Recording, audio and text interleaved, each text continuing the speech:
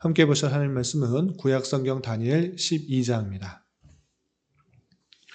10월 30일 다니엘 마지막 장인 12장을 읽는데 12장은 13절까지 길지 않으므로 우리 처음부터 끝까지 말씀을 함께 봉독하겠습니다. 다니엘 12장 1절부터 마지막 13절까지 말씀, 구약성경 1255면 전후를 보시면 되겠습니다. 1절부터 함께 봉독합니다. 그때에 내 민족을 호위하는 큰 군주 미가엘이 일어날 것이요 또 환란이 있으리니 이는 개국 이래로 그때까지 없던 환란일 것이며 그때 내 백성 중 책에 기록된 모든 자가 구원을 받을 것이라. 땅의 티끌 가운데에서 자는 자 중에서 많은 사람이 일어나 영생을 받는 자도 있겠고 수치를 당하여서 영원히 부끄러움을 당할 자도 있을 것이며 지혜 있는 자는 궁창의 빛과 같이 빛날 것이요 많은 사람을 옳은 대로 돌아오게 한 자는 별과 같이 영원토록 빛나리라. 다니엘아, 마지막 때까지 이 말을 간수하고 이 글을 봉함하라. 많은 사람이 빨리 왕래하며 지식이 더하리라. 나 다니엘이 본즉 다른 두 사람이 있어 하나는 강 이쪽 언덕에 섰고 하나는 강 저쪽 언덕에 섰더니 그 중에 하나가 세마포 옷을 입은 자 곧 강물 위쪽에 있는 자에게 이르되 이 놀라운 일의 끝이 어느 때까지니까 하더라. 내가 들은즉 그 세마포 옷을 입고 강물 위쪽에 있는 자가 자기의 좌우 손을 들어 하늘을 향하여 영원히 살아계시는 이를 가리켜 맹세하여 이르되 반드시 한때, 두때, 반때를 지나서 성도의 권세가 다 깨지기까지이니 이렇게 되면 이 모든 일이 다 끝나리라 하더라. 내가 듣고도 깨닫지 못한지라 내가 이르되 내 주여 이 모든 일의 결국이 어떠하겠나이까 하니 그가 이르되 다니엘아 갈지어다. 이 말은 마지막 때까지 간수하고 봉함할 것임이니라. 많은 사람이 연단을 받아 스스로 정결하게 하며 희게 할 것이나 악한 사람은 악을 행하리니 악한 자는 아무것도 깨닫지 못하되 오직 지혜 있는 자는 깨달으리라. 매일 드리는 제사를 폐하며 멸망하게 할 가증할 것을 세울 때부터 1290일을 지낼 것이요 기다려서 1335일까지 이르는 그 사람은 복이 있으리라. 너는 가서 마지막을 기다리라. 이는 내가 평안히 쉬다가 끝날에는 내 몫을 누릴 것임이라. 아멘. 예, 감사합니다. 오늘 함께 살펴볼 하나님 말씀은 다니엘 12장입니다. 우리가 앞서서 살펴본 것과 같이 다니엘 10장부터 12장까지는 다니엘이 본 환상 중에 네 번째 환상에 대해서 기록하고 있습니다. 10장에서는 네 번째 환상인 큰 전쟁에 관한 환상을 보고 다니엘이 많이 두려워하고 떨고 있을 때 성자 하나님과 천사를 보내어서 그를 더욱더 담대케 하고 또 강하게 하는 말씀을 살펴볼 수 있었고 11장에서는 큰 전쟁에 어떤 식으로 일어나는지 아주 자세하게 기록된 것을 살펴볼 수 있었습니다. 그 중에서도 안티오쿠스 4세가 나타나서 성소를 더럽히고 또 성도들을 강하게 핍박할 것에 대한 내용들이 자세하게 나와 있는 것들을 우리는 어제 확인했던 것입니다. 그리고 이어지는 12장, 다니엘 마지막 12장에서는 대환란과 최후에 어떤 일이 있을 것인지를 알려주고 다니엘에게 이 말씀을 잘 봉함, 그러니까 잘 간수하고 전할 수 있도록 하는 그 말씀이 나옵니다. 내용을 좀 자세하게 살펴보면서 교훈을 받도록 하겠습니다. 우선 12장 1절에서 보시면 그때 내 민족을 호위하는 큰 군주 미가엘이 일어날 것이요 또 환란이 있으리니 라고 하면서 안티오쿠스 4세에 의해서 큰 핍박과 환란이 있는데 그것에 끝이고 나서 미가엘이 나타나서 그것이 끝이게 되고 그것으로 끝이 아니라 또다시 환란이 있을 것이다 이렇게 표현하고 있는 것입니다. 그런데 이 환란은 안티오쿠스 4세의 환란보다 더 크다라는 것들을 이렇게 표현하고 있습니다. 그래서 1절 하반절에 보시면 이는 개국 이래로 그때까지 없던 환란일 것이며 그때 내 백성 중에 기록된 모든 자가 구원을 받을 것이다 이렇게 표현하고 있습니다.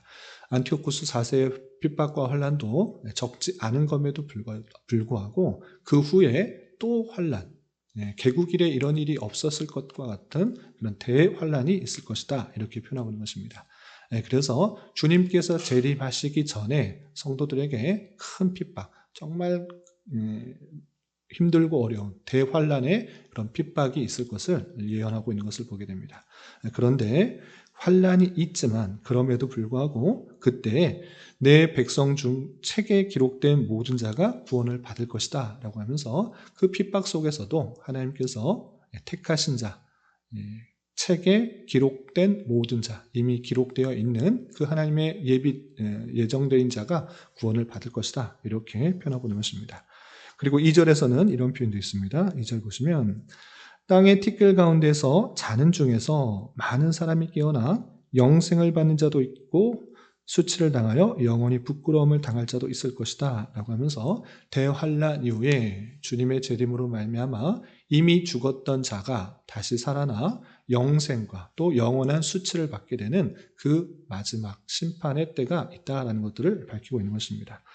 그리고 이 심판, 최후의 심판 이후에 또 하나님의 상급에 대한 언급이 나오는데 3절에 이렇게 표현되는 것입니다. 3절 보시면 지혜 있는 자는 궁창의 빛과 같이 빛날 것이요 많은 사람을 옳은 대로 돌아오게 한 자는 별과 같이 영원토록 빛나리라 라고 하면서 지혜 있는 자는 내용으로 문맥으로 살펴볼 때 책 중에 기록된 자, 하나님의 택함을 받은 자, 그 백성일 것입니다. 그 백성은 궁창의 빛과 같이 빛날 것이다 라고 하면서 하나님의 은혜를 입어 영생을 받은 자는 참으로 빛과 같이 빛날 것이고 특별히 그 중에서 많은 사람을 옳은 대로 돌아오게 한 자는 별과 같이 영원토록 빛나리라 라고 하면서 어둠 가운데 참으로 지식이 없는 암흑 같은 그곳에 있는 사람들을 밝은 대로 옳은 대로 지혜 있는 대로 돌아오게 한 자, 그 복음을 전하여서 하나님의 놀라운 사랑과 예수 그리스도로 말미암는 구원을 전한 자에게는 특별히 하나님께서 별과 같이 영원토록 빛날 것이다 라고 하면서 그에게 상급을 더해 주시는 그 말씀들을 살펴볼 수 있습니다. 이렇게 1절부터 3절까지는 모든 큰 전쟁 이후에 최후 마지막 때 어떤 일들이 있을 것일지를 알려줌으로써 그 환상에 대해서 마무리를 하고 있는 것입니다. 그런데 이 내용들을 어떻게 하라고 당부하는지 4절에 이렇게 이어지고 있습니다. 4절 보시면 다니엘아 마지막 때까지 이 말을 간수하고 이 글을 봉함하라. 많은 사람이 빨리 왕래하며 지식이 더하리라 라고 하면서 이 놀라운 환상들, 계시들을 너만 갖고 있지 말고 이 말을 간수하라. 이 글을 봉함하라 라고 하고 있습니다. 그래서 봉함하라 라고 했을 때 그냥 일반적으로 문자적으로는 뜻은 그것을 다 막아서 아무도 보지 못하게 하는 것 같아 보이지만 문맥상으로 봤을 때 잘 간수하여서 보관하라, 잘 간수 보관하라 라는 그런 의미로 해석하면 될 것입니다. 그래서 하나님께서 이 마지막 때에 일어날 일들을 다 알려주므로 그것들이 많은 사람들에게 알려질 수 있도록 그것을 잘 간수 보관하도록 하는 것입니다. 특별히 마지막 때가 되면 될수록 사람이 빨리 왕래하며 지식이 많아지면서 다양한 생각, 또 다양한 미혹들 가운데 있을 것이니 이것들을 잘 간수 보관하여서 마지막 때에 어떤 일들이 있는지 더 잘 알 수 있도록 그것을 잘 지키도록 하는 것을 보게 됩니다.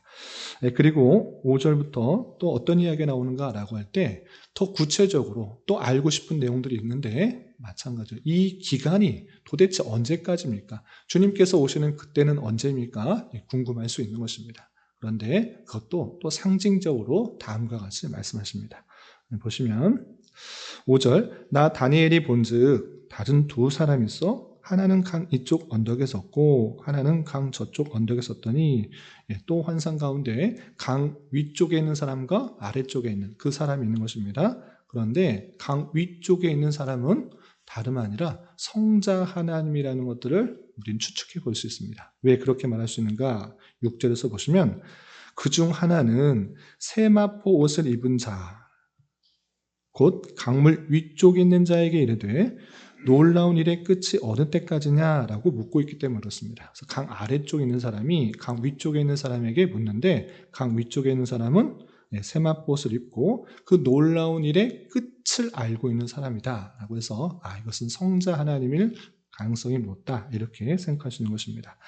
그러면서 이렇게 그때가 언제인지 이렇게 밝힙니다. 보시면 7절 내가 들은즉 그 세마포 옷을 입고 강물 위쪽에 있는 자가 자기의 좌우손을 들어 하늘을 향하여 영원히 살아계시는 이를 가리켜 맹세하여 이르되 반드시 한때 두때 반때를 지나서 성도의 권세가 다 깨지기까지이니 그렇게 되면 이 모든 일이 다 끝나리라 하더라 라고 표현하고 있습니다.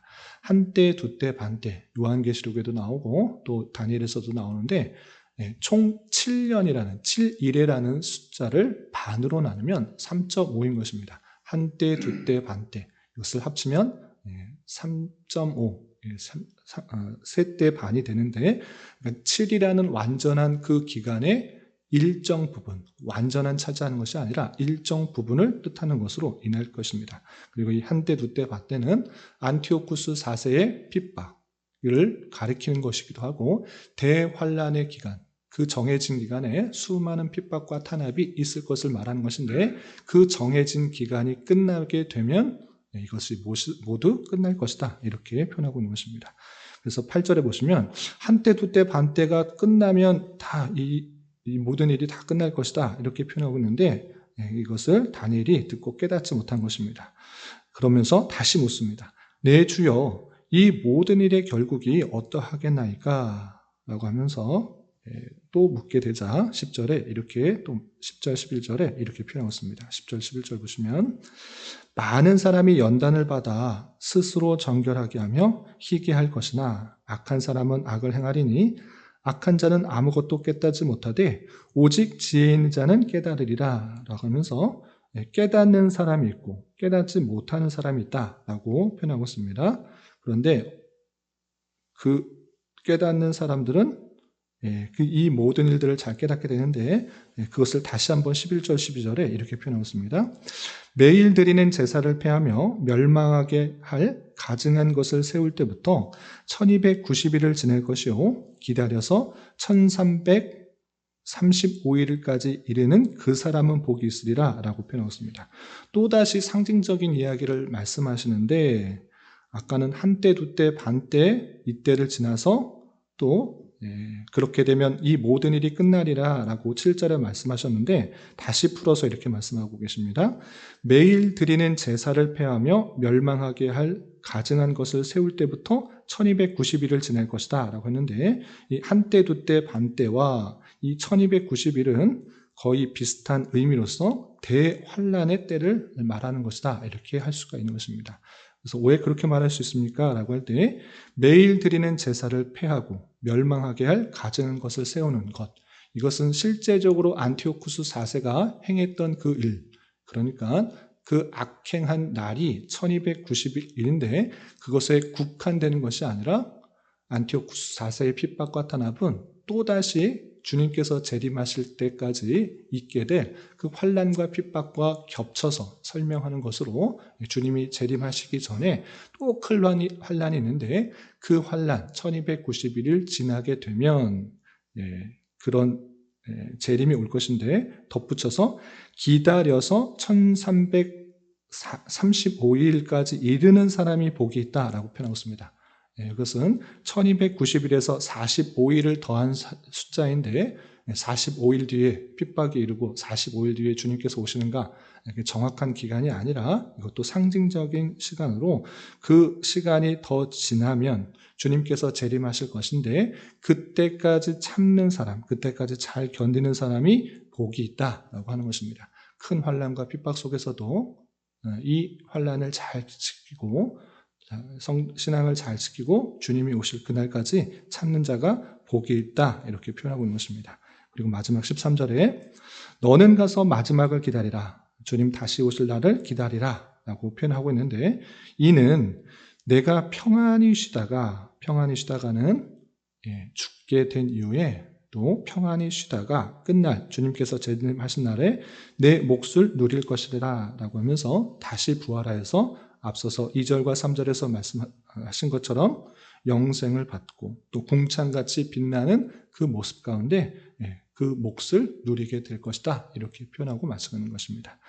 간단하게 요약해서 12장에는 마지막 때 어떤 일이 있을 것인지를 알려주는데, 그것은 주님께서 재림하시기 전에 최후의 심판을 통해서 영원한 생명과 또 수치를 당하는, 부끄러움을 당하는 일로 나타나게 될 것인데, 그 전에 큰 환난, 한때 두때 반때의 큰 환난 또는 1290일 동안의 큰 환난이 있을 것을 알려주면서 그것을 잘 견디고 또 지킬 때 큰 복을 누릴 것이다, 이렇게 알려주고 있고, 또 이 계시의 말씀들을 너 혼자만 알고 있는 것이 아니라 잘 간수하고 봉함하라 라고 했습니다. 봉함하라는 것은 가려서 알려주는 것, 알지 못하도록 하는 것이 아니라 잘 간수 보관하여서 이것이 꼭 알아야 될 내용이니까 이 후세대까지 또 지식이 더하고 많은 사람이 빨리 왕래하는 그날까지 잘 간수 보관하도록 알려주는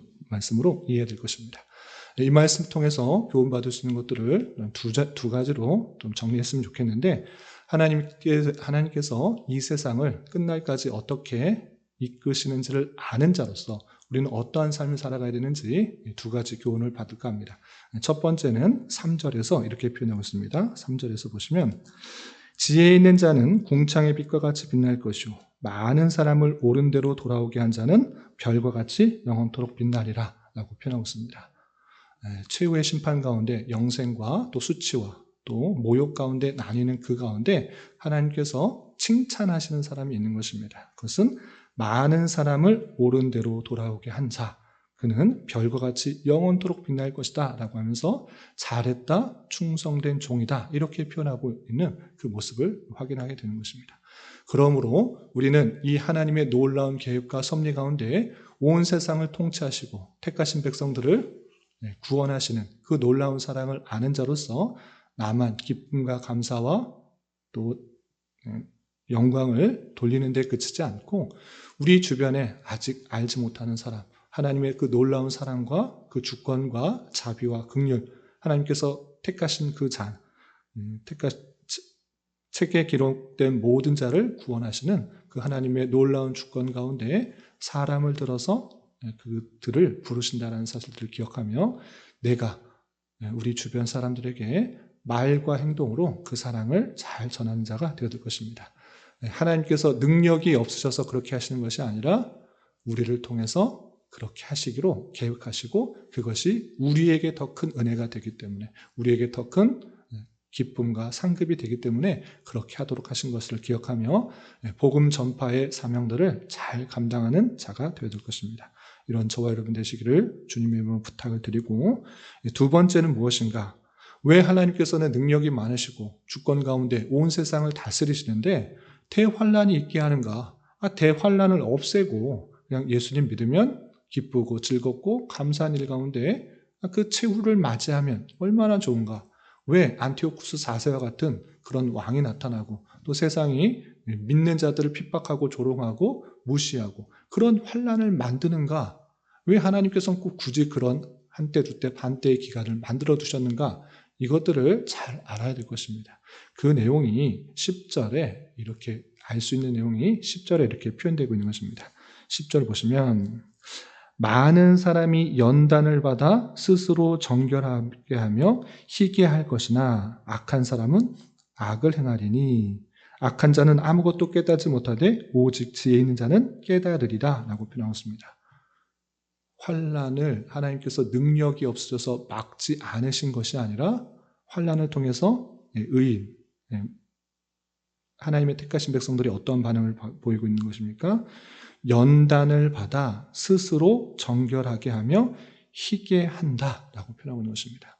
그러므로 하나님의 놀라운 계획을 아는 자로서 핍박과 또 조롱과 무시와 멸시를 받는 가운데 성도의 마땅한 자세는 무엇입니까?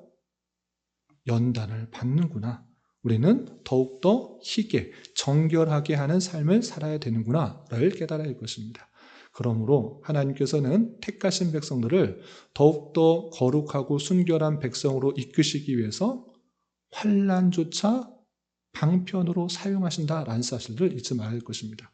그러므로 우리가 당하게 되는 여러 가지 환난과 역경들은 내 자신의 부패와 타락 그리고 세상을 향하는 그런 모습들을 질책하시는 채찍질하시는 하나님의 손길은 아닌가 되돌아보며 더욱더 거룩하고 순결한 백성으로 잘 연단받아 주님의 거룩한 모습, 주님의 그 성품을 담을 모습으로 계속해서 나아가도록 하시는 하나님의 놀라운 방편이라는 사실을 잊지 말아야 될 것입니다. 이것을 알지 못하는 사람들은 또다시 그런 세상의 모습과 닮아가며 악기를 행하며 전혀 깨닫지 못하는 가운데 그런 악과 더불어서 악행하는 모습 가운데 들어가는데 우리는 그런 모습과 반대적인 모습들을 가져야 되는 것입니다. 환난과 핍박이 올 때마다 주님을 더욱더 찾고 부르짖으며 거룩하고 순결한 백성으로 더 연단받아 그리스도의 장성한 분량에 이르기까지 성장할 수 있는 우리가 되어야 될 것입니다. 이런 저와 여러분이 되시기를 주님의 이름으로 부탁을 드립니다. 기도하겠습니다. 하나님 아버지 감사합니다. 오늘 말씀을 통하여 대환난과 최후에 있을 일에 대하여 교훈받았습니다. 이런 말씀을 대하는 자로서 하나님의 놀라운 주권 가운데 최후에 있을 일들을 잘 아는 자로서 때때로 세상으로부터의 핍박과 조롱이 있을지라도 너무 낭망하지 않고 담대하게 살아가게 하여 주시되 하늘 소망을 바라보며 더욱더 정결한 신부의 모습을 갖출 수 있도록 인도하여 주시고 하나님을 알지 못하는 자들에게 이 복음을 잘 전하는 지혜로운 자가 될 수 있도록 인도하여 주시옵소서. 주님, 10월은 감사의 달로 보냈습니다. 주님의 선하심과 인자심이 영원하심을 굳게 믿고 계속해서 날마다의 삶과 범사에 잘 적용하며 살아갈 수 있도록 인도하여 주시옵소서. 주님, 교회 내 육체의 질병과 연약함으로 병원에 치료를 받는 여러 성도들과 그 가족들이 있사오니 주님 붙들어 주셔서 건강하게 잘 회복될 수 있도록 은혜를 더하여 주옵시며 가족의 전도와 신앙을 위해 직장과 사업장의 문제로 주님께 간절히 기도하는 여러 지체들이 있사오니 주님께서 그 모든 상황과 여건, 마음과 생각을 주장하여 주셔서 우리의 기대와 소망보다 훨씬 더 풍성한 것들로 채워주시는 하나님을 깊이 경험할 수 있는 기회 되도록 인도하여 주시옵소서. 이 시간 각자 간절하게 간구하는 기도 제목 주님께서 들으시고 가장 선한 것들로 응답하여 주시옵소서. 예수님의 이름으로 기도 올리옵나이다. 아멘.